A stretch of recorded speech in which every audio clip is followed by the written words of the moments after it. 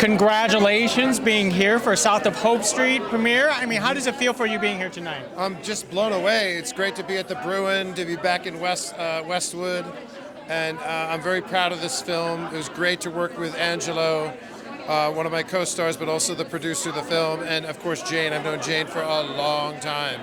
We used to party way back, I don't want to say back in the 80s. And Jane is a very, very talented, very gifted artist, a very talented, gifted filmmaker, Jane Spitzer. And I'm very nervous and excited to see how everything turned out. I mean, we shot this in Zurich.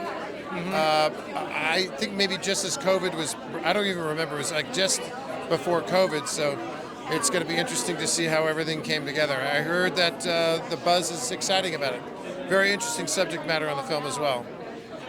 How did it feel like playing a villain, or I want to call him a villain because, you know, it's such a militarisocracy, a fascist state in the sci-fi film. Like I just think it's very timely and very topical with stuff that's going around, you know, geopolitically right now.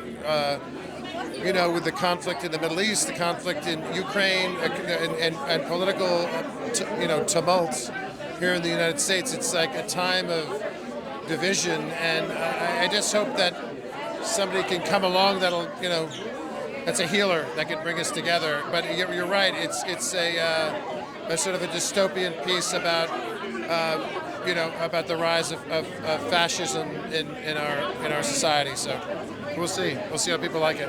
One last thing, why do you love supporting indie films like this? Well, I remember when I did my first big studio films. I was with Kurt Russell and Robert De Niro and Ron Howard, and I remember I kept getting offered lots and lots and lots of studio films, lots of big studio films. And there was this one little film that I kept wanting to do called Three of Hearts with Kelly Lynch and Sherilyn Fenn, and it was this little indie film that just spoke to my heart, and it was very different than anything I'd ever seen. And ever since I made that decision to do, I just go to the material.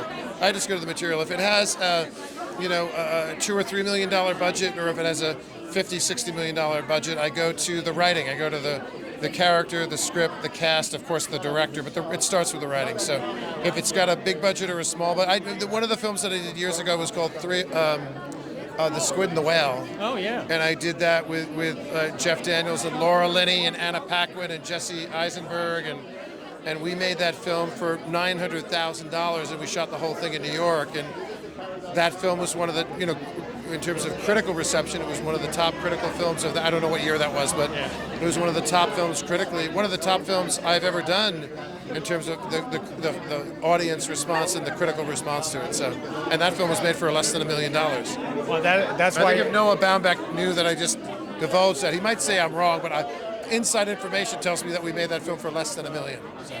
And that's a great film. Billy, thank you very much. It's going to be exciting for you to watch this film. So thank you very much.